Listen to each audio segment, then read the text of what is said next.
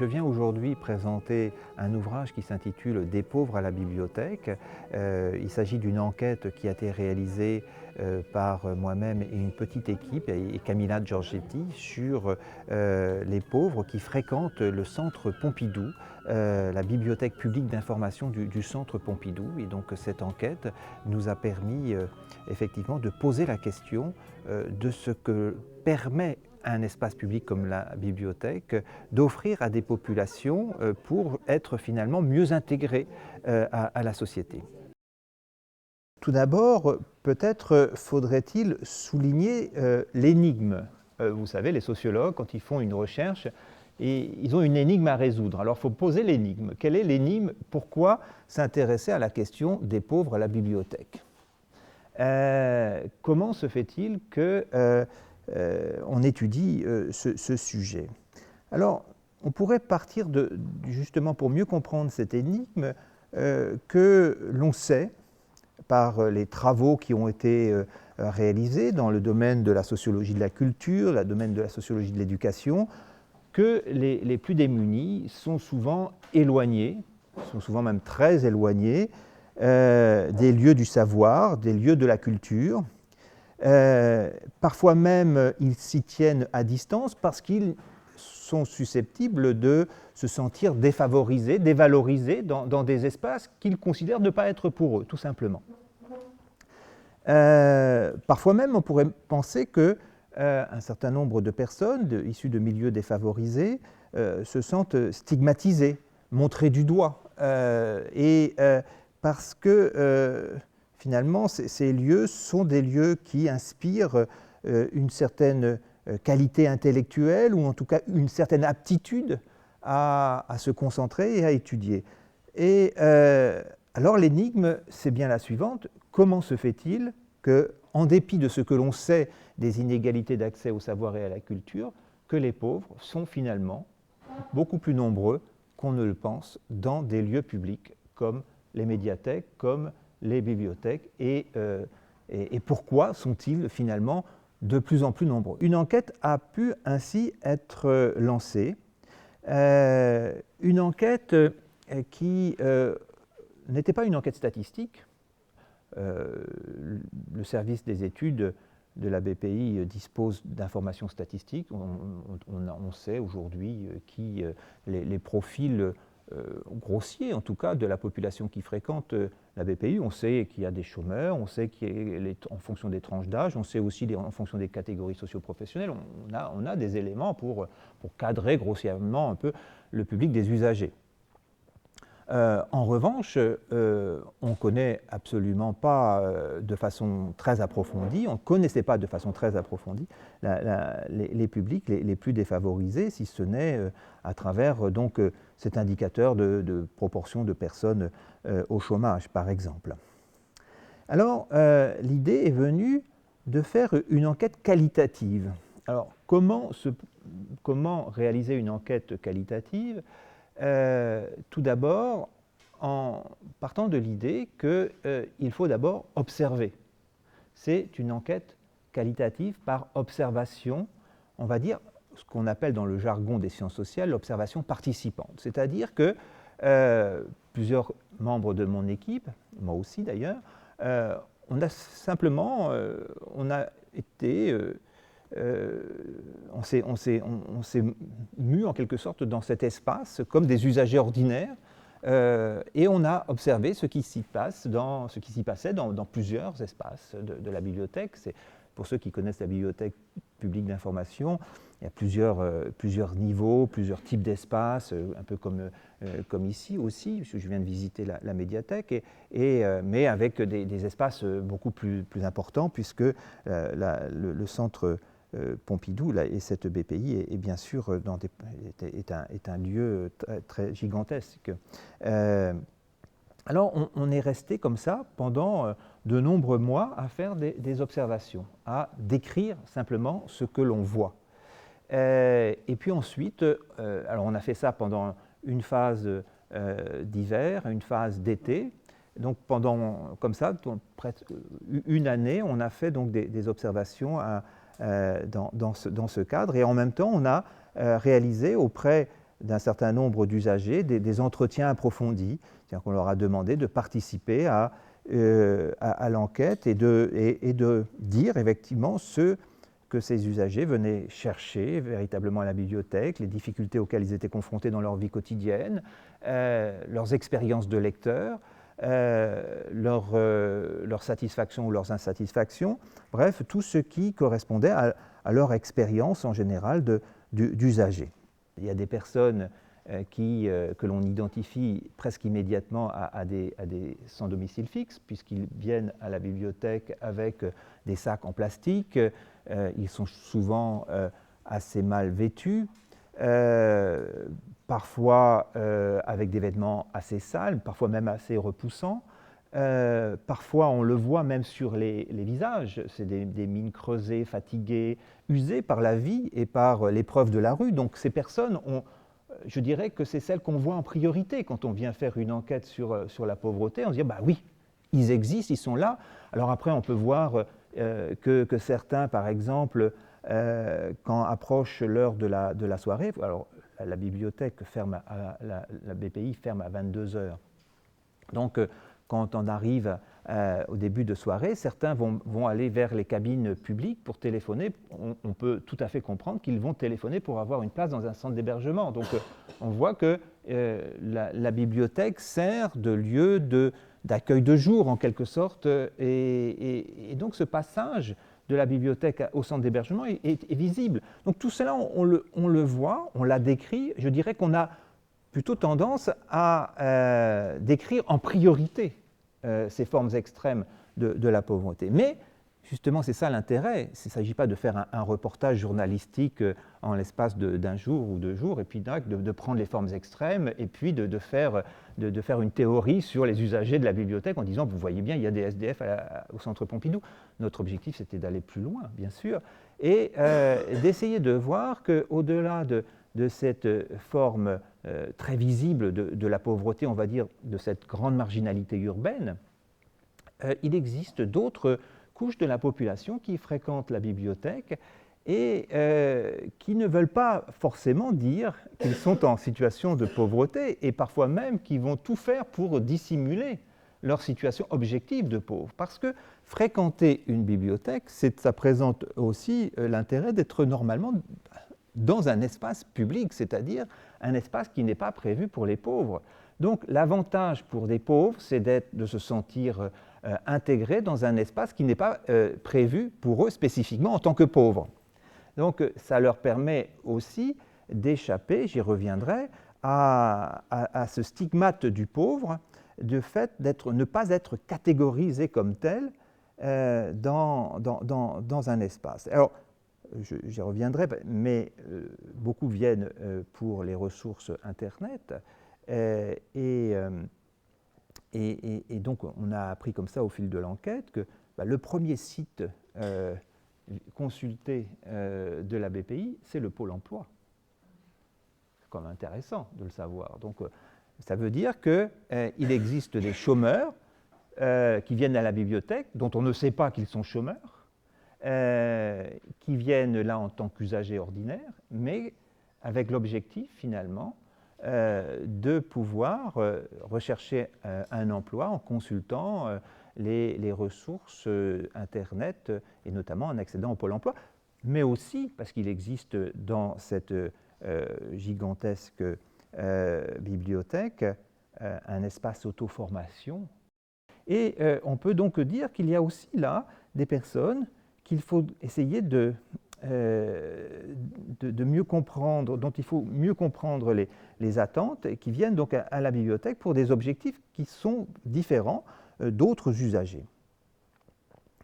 Donc vous avez bien compris que finalement, à la bibliothèque, il peut y avoir des populations qui sont vraiment très différentes les unes des autres, et qui va peut-être compliquer la tâche des bibliothécaires, sachant que comment faut-il s'adapter à des publics qu'on va globalement appeler des pauvres, dont certains sont visibles et même très visibles, et d'autres le sont beaucoup moins et même ne veulent pas le montrer, et qui ont des attentes vraiment très différentes vis-à-vis de cette institution. Comment s'adapter en tant que bibliothécaire à cette diversité de publics et d'attentes.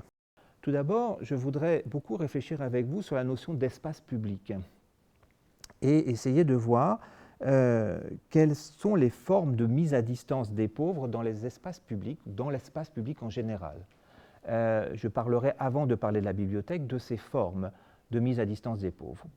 Et bien entendu, je le ferai en soulignant le caractère tout à fait original qu'occupe la bibliothèque, notamment la BPI, mais aussi les autres bibliothèques publiques, dans cet espace public, dans l'espace public en général. Quelle est la caractéristique d'une bibliothèque par rapport à d'autres espaces publics de ce point de vue-là. Et ensuite, je vais plutôt essayer de vous montrer, on va rentrer dans la logique de la bibliothèque et des attentes des différents publics, et je vous montrerai, essayer de vous détailler les différentes attentes spécifiques des personnes qui sont prises dans ce que j'appelle le processus de disqualification sociale. Vous savez, le premier livre que j'ai publié, c'était aussi ma thèse de doctorat à l'École des hautes études en sciences sociales, ça était intitulé « La disqualification sociale » et ça a été d'ailleurs, il a été publié en 1991. Et donc j'ai repris la problématique de la disqualification sociale et j'ai essayé de voir si justement on retrouve les formes de ce processus de disqualification sociale à la BPI et je vous présenterai donc les résultats de l'enquête autour de cette hypothèse. Et ensuite, comme pour ouvrir aussi le débat, j'insisterai sur les tensions inévitables qu'il peut y avoir dans des espaces publics où il y a des personnes en difficulté et d'autres usagers, donc les tensions inévitables, et peut-être cela nous permettra aussi de réfléchir sur les moyens d'atténuer ces tensions, voire de les résorber entièrement. Donc, premier point de mon exposé, la mise à distance des pauvres dans l'espace public. Ce qui nous conduit déjà à se poser la question, l'espace public, qu'est-ce que c'est véritablement ? Normalement, on va pouvoir parler d'espace vraiment public dans les sociétés modernes quand l'État joue un rôle de protection par son système d'imposition de droits et de devoirs. L'espace public est un espace qui est sécurisé en quelque sorte par les normes que assure un État qui est présent pour en quelque sorte contribuer à civiliser les mœurs dans l'espace public. L'espace public est un espace qui est de ce fait apaisé car l'État a contribué à civiliser les populations qui fréquentent cet espace public de façon à ce que toutes les couches sociales puissent trouver leur place et être pleinement intégrées dans cet espace public sans avoir le besoin de se protéger les unes des autres, de chercher à se défendre. L'espace public est un espace de sécurité. Alors déjà, si vous allez dans une ville d'Amérique du Sud et dans une ville du nord de l'Europe, vous verrez qu'il y a une différence de conception de l'espace public, tout simplement. La rue, ce n'est pas la même chose quand on est à São Paulo ou quand on est à Stockholm. La rue, ce n'est pas la même rue, tout simplement. C'est-à-dire que vous êtes effectivement, quand vous êtes dans une ville comme São Paulo, vous êtes tout le temps sur votre défensive. L'espace public est un espace d'insécurité. Vous pouvez effectivement vous faire agresser. Il y a même des kidnappings. Vous pouvez vous faire, bien sûr, cambrioler. Vous circulez d'ailleurs dans les espaces publics, on vous dit tout de suite, quand vous êtes étranger, surtout pas de montres visibles, de bijoux, etc. Donc on vous met vous êtes tout le temps à vous interroger, est-ce que ce que je fais est bien raisonnable?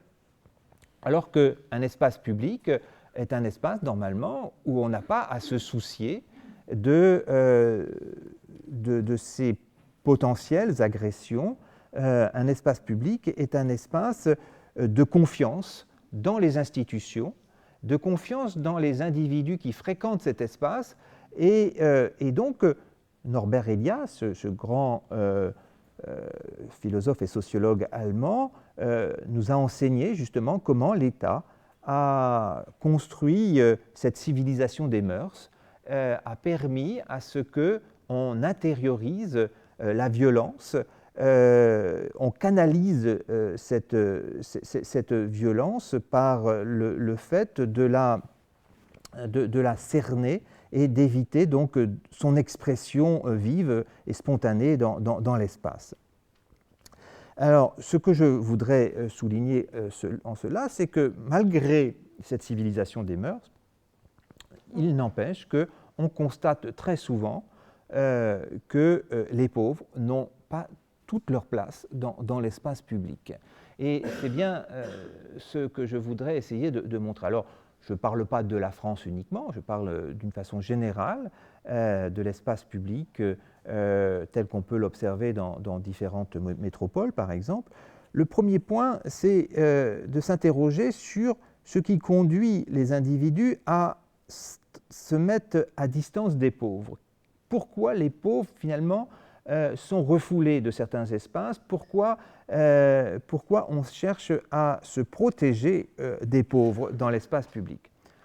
Premièrement, j'en ai déjà parlé à travers le cas de São Paulo ou des villes d'Amérique du Sud ou d'autres grandes métropoles, c'est le risque de l'insécurité. L'insécurité conduit finalement les individus à se dire « les pauvres sont potentiellement dangereux, il faut que je me méfie d'eux ». Et c'est plus le cas effectivement dans certaines métropoles que dans d'autres. Il n'empêche qu'on peut observer une angoisse de l'insécurité, y compris dans des villes civilisées comme les villes que nous connaissons dans notre pays. Et cette angoisse de l'insécurité conduit finalement à avoir une attitude de distance, de méfiance vis-à-vis des pauvres. On le sait, aujourd'hui, il y a même un marché de la sécurité publique, puisque vous ne pouvez pas avoir aujourd'hui des magasins ou des surfaces, ou même moyennes surfaces, qui ne sont pas protégées ou encadrées par des vigiles. Qui sont là pour la sécurité. Donc cette présence des vigiles s'est renforcée considérablement ces dernières années. On sait que le système des caméras vidéo est de plus en plus présent dans toutes les villes. Ça veut dire qu'il y a une menace potentielle qui vient effectivement de ces classes pauvres qui sont finalement les nouvelles classes laborieuses et dangereuses. Vous savez que ce livre Classe laborieuse, classe dangereuse a été écrit par cet historien démographe Louis Chevalier en référence à la période du XIXe siècle où il fallait effectivement envisager l'élite ou les élites avaient tendance à considérer avec méfiance les plus défavorisés. Et on pourrait aujourd'hui tout à fait reprendre cette problématique du caractère jugé potentiellement dangereuse des classes laborieuses ou des nouvelles classes en situation de pauvreté. Donc c'est un phénomène qui est très visible et qui traverse notre espace public. J'en parle parce qu'effectivement, on peut se demander, bien entendu, si la bibliothèque est un lieu où cette menace, cette insécurité existe aussi. Donc c'est dans cet esprit-là que je pousse le raisonnement. Deuxième élément qui conduit justement à avoir une attitude de mise à distance des pauvres et qui est une des formes aussi qui conduit à l'exclusion, c'est la question de l'hygiénisme. C'est la question qui conduit finalement à se méfier de l'autre en tant que porteur de saleté, de souillure, voire de virus. C'est une problématique très, très ancienne. Hein. Au XIXe siècle, elle était très, très importante. Elle a conduit à des opérations d'hygiénisme public. Et on la retrouve encore aujourd'hui en disant finalement, il y a des pauvres qui ne sont pas entretenus dans des corps sales qui sont porteurs éventuellement de virus. Le troisième renvoie à une sorte de racisme à l'égard des pauvres qui conduit finalement à mettre en avant ce qu'on pourrait appeler la naturalisation de la pauvreté. C'est considérer le pauvre comme naturellement inférieur. Alors c'est un ordre social. Dans cet ordre social tel qu'on l'imagine, les pauvres occupent des positions inférieures tout simplement parce que culturellement, ils ne sont pas dotés des mêmes structures mentales, des mêmes gènes que les autres populations, si bien que la position qu'ils occupent est une position naturellement inférieure. En fait, on peut interpréter et justifier l'ordre social en disant que ceux qui occupent des positions supérieures sont effectivement méritants parce qu'ils le doivent à leur travail, à leur énergie, aux efforts qu'ils ont pu faire, et que les pauvres, justement, sont paresseux, ne sont pas du tout, organisés, n'ont pas du tout l'éthos du travail.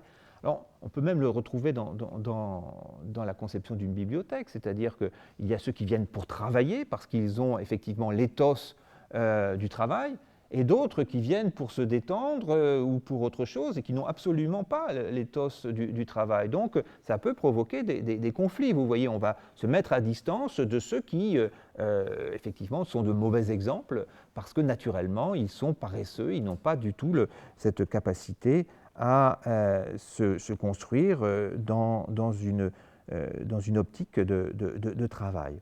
Et enfin, dernier élément, c'est peut-être le plus connu dans la sociologie urbaine, c'est la constitution d'un ordre moral dans l'entre-soi urbain, c'est-à-dire la recherche des meilleures conditions possibles pour reproduire en quelque sorte la domination de classe, reproduire en quelque sorte les meilleures conditions à donner à ces enfants pour qu'ils occupent à leur tour les positions dominantes.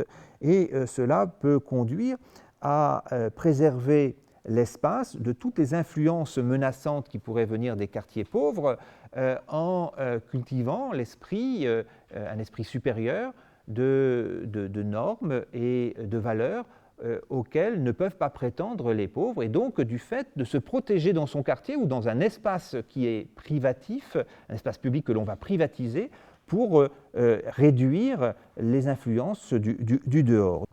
Alors la question que l'on peut se poser, c'est justement, est-ce qu'on va les retrouver aussi, ces attitudes, dans l'espace public d'une bibliothèque? C'est cette question que je voudrais essayer de répondre avec vous. La question de l'insécurité, est-ce qu'on se sent en sécurité dans une bibliothèque? Est-ce qu'on peut considérer que l'on ne va pas se faire agresser?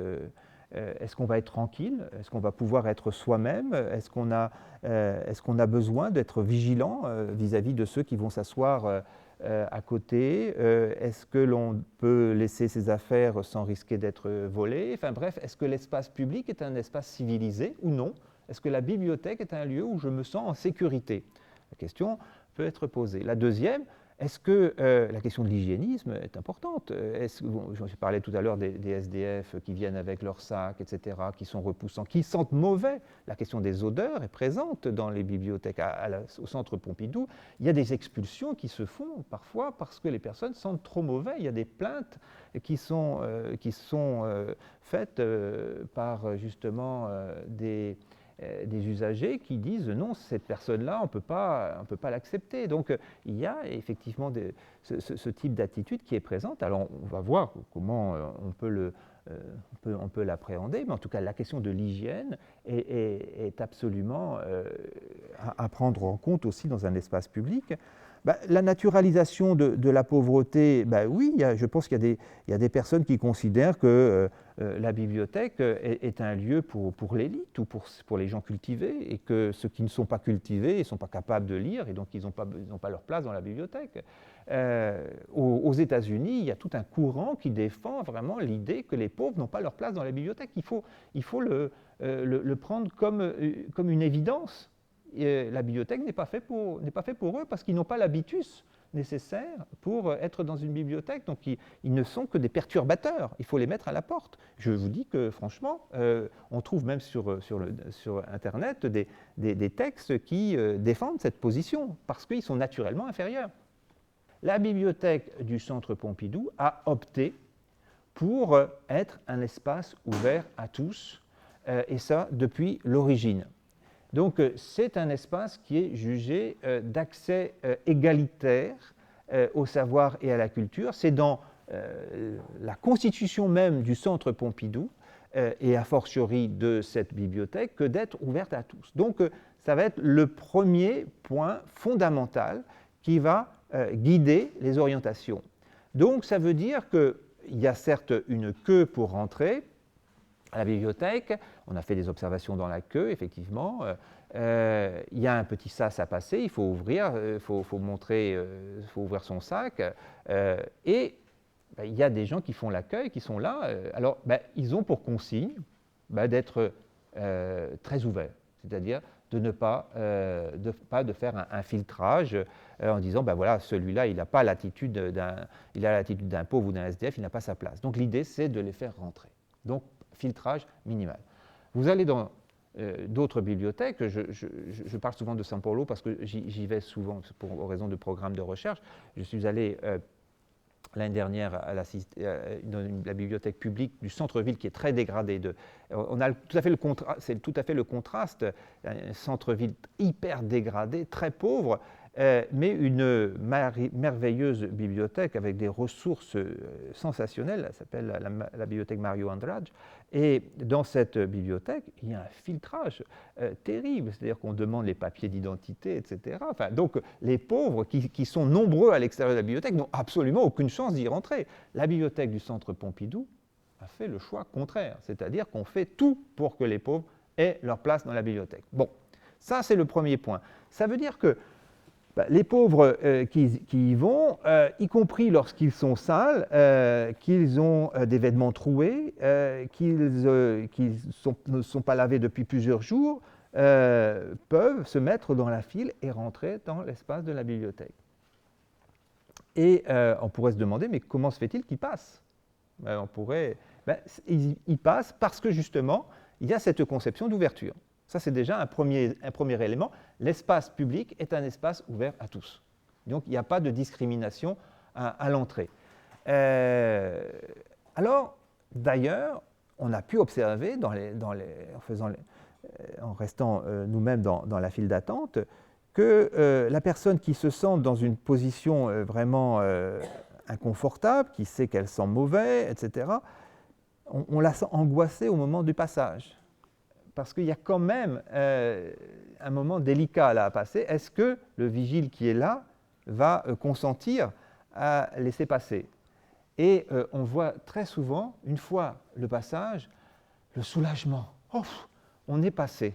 Ça y est, on est dans l'espace. C'est-à-dire que, en gros, ce passage du dehors au dedans est presque un seuil essentiel à franchir, parce qu'on pourrait presque dire que c'est la reconnaissance de la citoyenneté, d'une certaine manière. C'est-à-dire qu'on est un individu jugé apte à être un usager d'un espace public comme le Centre Pompidou, qui est pourtant, dans l'imaginaire, comme un espace très prestigieux. Donc, les pauvres, les très pauvres, se sentent effectivement reconnus au moment de ce passage. Donc ça, c'est vraiment un point important que je voulais souligner. Donc, une tradition démocratique de faire en sorte que la bibliothèque du Centre Pompidou soit véritablement ouverte à tous. Maintenant, deuxième élément de mon exposé, si vous voulez, après avoir dit ça, quelles sont les populations en situation de pauvreté qu'on va trouver dans cette bibliothèque ? J'en ai déjà un peu parlé. Et je voudrais là vous présenter justement l'hypothèse selon laquelle on va trouver, qui a été vérifiée, mais qui au moment de l'enquête était une hypothèse, qu'on va retrouver des personnes qui se rapprochent des 3 phases du processus de disqualification sociale. Alors qu'est-ce que c'est ce processus de disqualification sociale ? Au début de mes recherches, donc dans les années 80, j'avais observé véritablement les formes de pauvreté dans une ville moyenne, d'ailleurs qui en taille correspond à peu près à la ville de Martigues, c'est la ville de Saint-Brieuc. Et j'avais aussi passé de nombreuses années, de nombreux mois, on pourrait même dire des années, parce que ça a duré plus d'un an toute l'enquête, mais j'ai passé beaucoup de temps à étudier justement les formes de pauvreté à Saint-Brieuc, en allant dans différents quartiers, en étudiant les populations fréquentant les services sociaux. Et ainsi, j'ai distingué 3 phases. La phase de la fragilité, la phase de la dépendance et la phase de la rupture. La phase de la fragilité, on va l'observer quand les personnes sont au début du processus, c'est-à-dire que lorsqu'elles rencontrent des difficultés à pourvoir aux nécessités de la vie et ces difficultés contraignent à fréquenter notamment les services sociaux pour obtenir des aides. C'est lorsque les premières difficultés, les premières factures que l'on ne peut pas payer, il faut aller voir donc une assistante sociale pour obtenir une aide qui est facultative. Et comme il s'agit effectivement de personnes qui n'étaient pas considérées comme pauvres jusque-là, il y a un coût symbolique considérable à se déclarer pauvre en allant pour la première fois voir une assistante sociale pour demander un secours. Et donc, dans un contexte où le chômage est particulièrement important, où la précarité professionnelle est élevée, il y a effectivement un risque important d'être obligé à un moment donné, quand on ne peut plus bénéficier du soutien de sa famille ou quand la famille est trop pauvre pour pouvoir aider, on est bien contraint d'aller là demander une aide. Et donc dans cette période, il y a là une crise identitaire qui intervient parce qu'elle fait basculer justement du monde des non-pauvres ou des non-précaires au monde justement où la pauvreté va être institutionnalisée, où on risque effectivement d'être reconnu publiquement comme un pauvre dans l'espace urbain. Être pauvre et rien que pauvre, c'est-à-dire être défini prioritairement par le statut de pauvre. Ça, c'est quelque chose qui correspond dans l'expérience des pauvres à l'entrée dans un processus de disqualification sociale, une fragilité qui conduit à ce stigmate qui est source de souffrance pour les populations démunies. Dans la deuxième phase, la phase de dépendance, les personnes sont beaucoup plus régulièrement prises en charge par les services d'action sociale parce que cela fait plusieurs mois, voire plusieurs années qu'elles sont éloignées du marché de l'emploi, qu'elles ont des difficultés de santé pour pouvoir exercer une activité professionnelle et qu'elles sont donc contraintes de fréquenter durablement les services d'action sociale pour obtenir de quoi survivre. Et donc là se constitue une carrière dans la pauvreté, une carrière dans l'assistance. Il y a une institutionnalisation du statut de pauvreté qu'il faut accepter parce que, comme un pis-aller, on ne peut pas faire autrement. Donc une forme de négociation du statut qui passe par des formes de rationalisation aussi de cette dépendance à l'égard des services d'action sociale, qui conduit justement à vivre de façon, dans des conditions parfois économiquement très médiocres, parfois donc on est au seuil de la survie, et cela sans avoir véritablement d'espoir parfois de s'en sortir. Et troisième phase, la phase qu'on pourrait appeler de rupture des liens sociaux, la phase de marginalité ou de rupture des liens sociaux, de rupture cumulative des liens sociaux, qui conduit évidemment à fréquenter les services d'action sociale sans être stabilisé à un moment donné dans un processus de dépendance organisé. Il s'agit là plutôt de fréquenter les services plutôt de l'urgence, pour obtenir des aides ponctuelles, souvent versées au titre de l'infra-assistance. Donc, trois phases qui correspondent donc finalement à aussi des populations qui sont prises dans un processus, vous l'avez compris, qui conduit à un engrenage de la précarité, qui conduit à un cumul progressif de ruptures. Alors, finalement, en adoptant la méthode que nous avons choisie, nous avons vérifié à la bibliothèque qu'il existe des populations qui se rapprochent de l'une ou de l'autre de ces 3 phases du processus de disqualification sociale. Donc nous avons donc vérifié cette hypothèse. Alors justement, qui sont les fragiles? Qui sont ces personnes qui sont au début d'un processus de disqualification sociale à la BPI? Je dirais que ce sont effectivement, comme je l'ai indiqué d'ailleurs dans l'introduction, ce sont les personnes qui sont les plus difficiles à repérer. Parce que la peur d'être reconnu comme pauvre conduit finalement à se dissimuler, parfois donc à éviter tout signe de reconnaissance. Ce sont des personnes qui vont faire attention à leurs vêtements, qui vont choisir des vêtements plutôt soit passe-partout, voire parfois même faire des efforts vestimentaires quand ils vont venir à la bibliothèque pour être sûr qu'on ne va pas les repérer comme des personnes en situation de pauvreté. Alors nous, pour le remarquer, pour les observer, on a bien sûr été regardé dans l'espace auto-formation. On a été aussi attiré par des personnes qui fréquentaient régulièrement la bibliothèque à des heures où normalement ils devraient normalement être au travail. Donc, et donc on a pu petit à petit, par des multiples petits signes comme ça, identifier des personnes en situation de précarité et que l'on a pu interroger par la suite, qui ont accepté d'être interviewés, non pas comme pauvres, mais tout simplement parce qu'on leur disait qu'on faisait une enquête sur les usagers de la bibliothèque. Donc jamais ils n'auraient participé à une enquête sur la pauvreté. Mais donc c'était pour participer à cette enquête. Donc on a eu des entretiens vraiment tout à fait intéressants de personnes qui ont utilisé la bibliothèque effectivement pour se former, pour rechercher un emploi, vraiment de façon très orientée par l'envie de s'en sortir en dehors du cercle des services sociaux, en se tenant le plus possible à distance des services sociaux. Donc on a des témoignages qui sont effectivement très, très touchants dans ce livre que vous pourrez retrouver. Des personnes aussi qui, en voulant être parfaitement conformes au règlement, vont être très à cheval par tout ce qu'il faut faire et ce qu'il ne faut pas faire. Et ça va être les premières, finalement, à mettre dans les entretiens en avant tous ceux qui font des entorses au règlement, tous ceux qui ne respectent pas les règles nécessaires.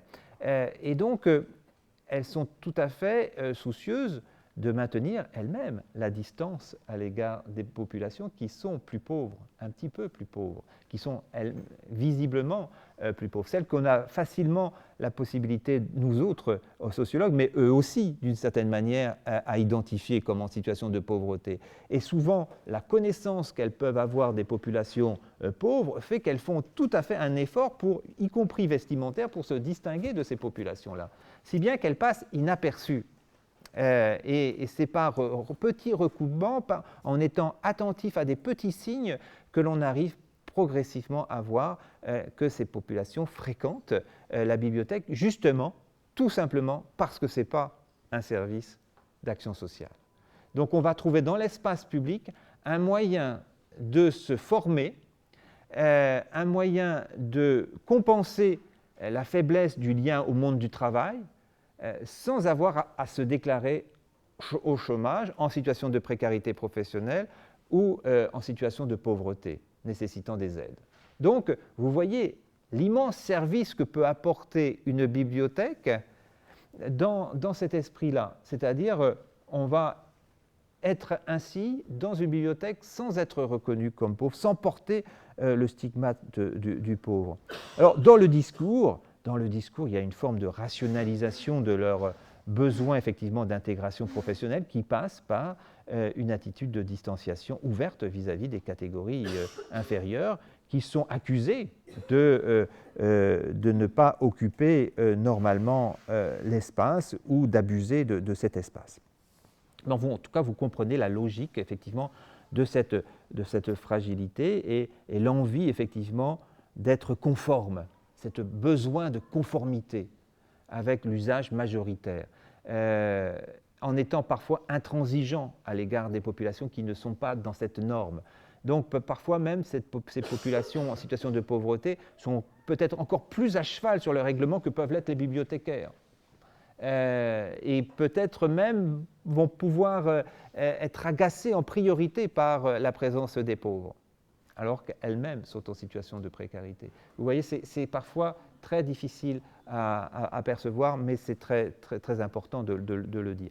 Alors, il y a aussi la deuxième phase, des personnes qui sont en situation de dépendance, on l'a pu le constater, qui dépendent d'un revenu minimum, des personnes qui peuvent être relativement âgées, qui sont au minimum vieillesse ou qui ont une petite pension, qui sont visiblement dans une situation de pauvreté économique, parfois même de pauvreté relationnelle, personnes qui souffrent d'isolement dans la vie courante, qui sont très éloignés du marché de l'emploi et qui viennent alors à la bibliothèque pour justement exister socialement, pour trouver un lieu qui apporte effectivement des moyens de résistance aussi à cette disqualification sociale. Être dépendant des services sociaux, vivre avec un petit revenu d'assistance, une petite pension, vivent souvent dans des conditions extrêmement précaires dans l'espace urbain, mais au moins à la bibliothèque de trouver ce que l'on ne trouve pas chez soi et ce qu'on ne trouve pas dans les services d'action sociale.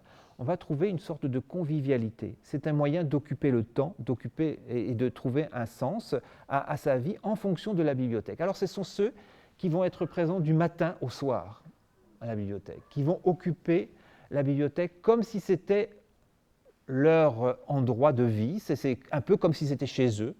Ils vont en quelque sorte avoir tendance à privatiser cet espace public pour se l'approprier totalement parce qu'ils y vivent en permanence. Ce sont les premiers à se plaindre que la bibliothèque, elle ferme à 22 heures. Ils aimeraient bien pouvoir y rester plus longtemps. D'ailleurs, si elle était ouverte toute la nuit, ça serait pas mal.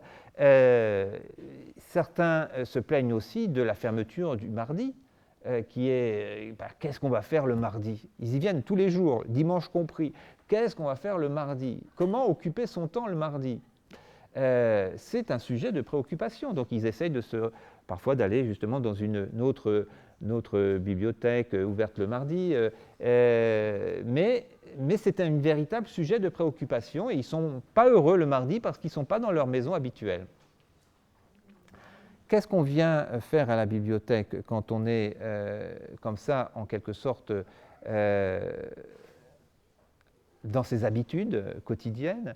On vient rechercher de la sociabilité. Il y a des lieux de convivialité que l'on a observés à la bibliothèque. À la bibliothèque publique d'information, il y a, depuis déjà quelques années, il va malheureusement sans doute disparaître, un espace qui s'appelle l'espace des télés du monde. Je ne sais pas si vous avez eu le temps de... Si vous n'êtes jamais allé à la BPI, allez-y, parce que c'est quand même un lieu tout à fait intéressant. Vous allez à l'espace Télé du Monde, qui se situe pas très loin d'un autre espace qui s'appelle un espace presse, et qui n'est pas très loin non plus d'une cafétéria.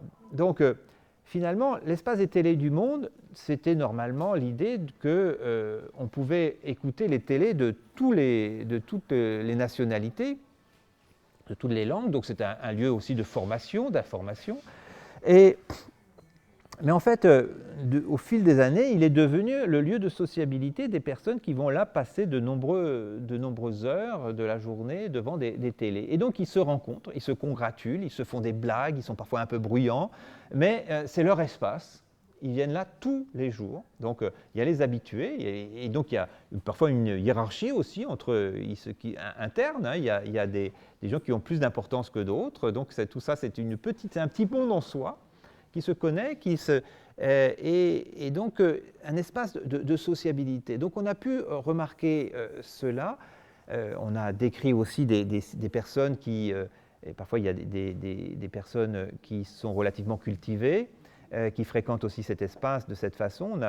On a interviewé et observé un vieux monsieur qui a subi un déclassement social, mais qui a été universitaire et qui tient salon, qui a donc ses disciples autour de lui dans le coin presse et qui, effectivement, on l'a entendu, fait des cours auprès de tous ses disciples.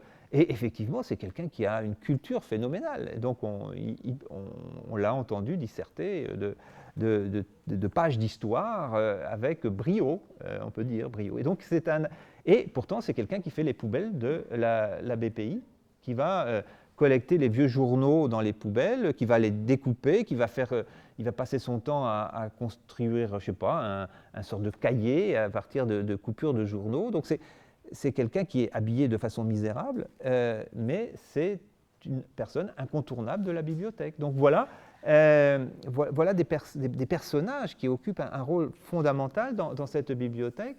Alors il ne faut pas oublier non plus qu'on trouve ça aussi beaucoup à la bibliothèque, c'est qu'on a à la bibliothèque, à la BPI, on est dans une capitale universitaire. Et donc on a beaucoup d'intellectuels qui ont plus ou moins raté leurs études, ou des étudiants qui ont raté leurs études et qui restent dans un milieu intellectuel, artiste.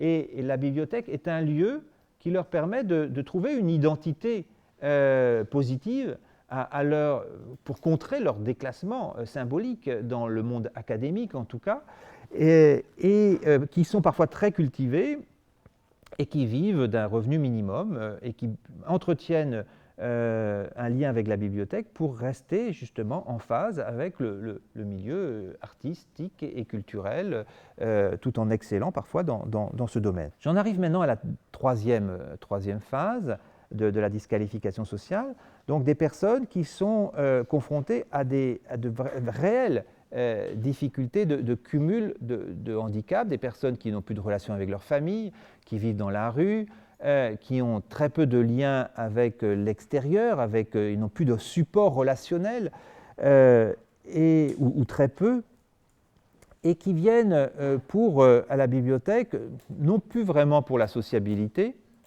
qui viennent pour satisfaire des besoins physiologiques, pouvoir dormir.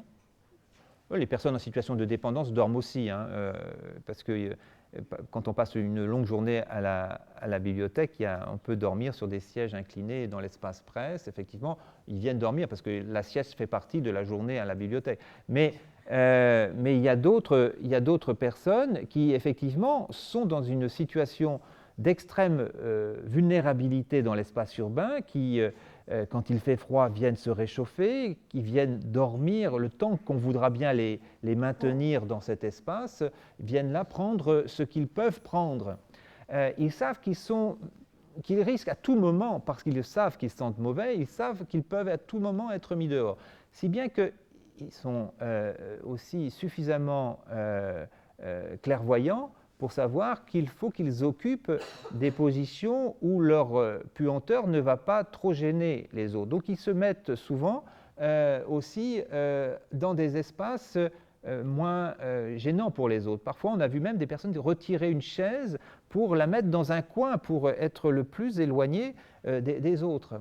Il y avait un SDF comme ça que les étudiants avaient appelé Karl Marx. Donc on parle de Karl Marx parce qu'effectivement il a une longue barbe et il venait justement dans une grande salle de lecture après être passé par le service de presse où il avait pris un journal, et il venait lire son journal, mais il faisait bien attention de ne pas rester à une table. Il prenait sa chaise, il la mettait dans un coin, et il passait là une grande partie de sa journée face aux étudiants, un peu comme si c'était le surveillant de la salle. Et donc il était devenu, en quelque sorte, intégré, respecté par les étudiants, un peu moqué évidemment, parce qu'on l'appelait Karl Marx. D'ailleurs, sa photo circulait sur les sites, etc. Il est devenu en quelque sorte la mascotte. Erving Goffman, ce sociologue américain, utilisait l'expression de déviant intégré. En fait, voilà, cette grande marginalité peut trouver une forme d'intégration dans l'espace public dans certains, par le fait que les étudiants avaient trouvé que c'était effectivement une figure quasiment attachante. Et le jour où il n'est plus là, d'ailleurs, on se demande, mais où est-il? On voit qu'il a une existence pour ceux qui fréquentent régulièrement la bibliothèque, y compris pour les bibliothécaires qui sont tout à fait attentionnés, qui se demandent mais qu'est-ce qui lui est arrivé? Parfois, il faut intervenir sans véritablement savoir qu'est-ce qu'il faut faire, et une enquête reste à faire d'ailleurs auprès du personnel pour savoir effectivement comment ils réagissent. On les a observés, mais on n'a pas eu cette possibilité, ça ne faisait pas partie de la recherche, de faire on voudrait continuer, d'ailleurs c'est la prochaine étape, faire une enquête directe auprès du personnel, faire de longs entretiens avec les membres du personnel pour voir effectivement au quotidien comment on fait face. Mais je pense que d'un point de vue de la déontologie, il y a un vide total sur la façon dont on doit se comporter à l'égard de ces personnes. Il y a un vide total. Alors, la direction va dire, il y a bien un règlement, il suffit de le respecter. Sauf que si on appliquait le règlement, on mettrait quand même une grande partie de la population dehors, et donc du coup, la bibliothèque ne serait plus conforme à l'esprit démocratique qui est à l'origine de cette institution.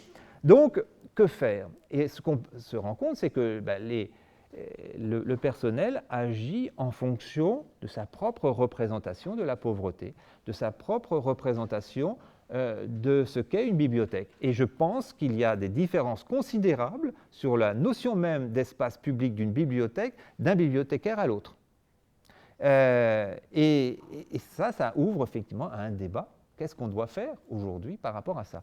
Alors, je ne vous cache pas que depuis que j'ai fait cette enquête, depuis que ce livre est publié, j'ai fait de nombreuses conférences et auprès de ce public, j'ai même fait une grande conférence auprès de tout le personnel de la bibliothèque du Centre Pompidou et c'était tout à fait passionnant et ça ouvre effectivement un débat. Les choses ne sont pas tranchées, mais on sent que la profession, comme vous l'avez souligné d'ailleurs en introduction, la profession est en train d'évoluer considérablement et on est dans une période effectivement intermédiaire où le métier de bibliothécaire évolue et donc certainement qu'il y aura besoin de formations spécifiques pour accompagner ces mutations. Bon, voilà, vous avez compris que je suis favorable au maintien de cet espace public et de son rôle qu'elle joue dans cette possibilité de conjurer le processus de disqualification sociale. D'ailleurs, c'était le titre du rapport, il aurait pu être le titre du livre, « Conjurer la disqualification sociale à la bibliothèque ». C'est bien cette idée-là, parce que toutes les phases de la disqualification, toutes les populations qui se rapprochent de l'une ou de l'autre de ces phases de la disqualification sociale viennent trouver à la bibliothèque des moyens de conjurer la disqualification sociale. Je vous remercie.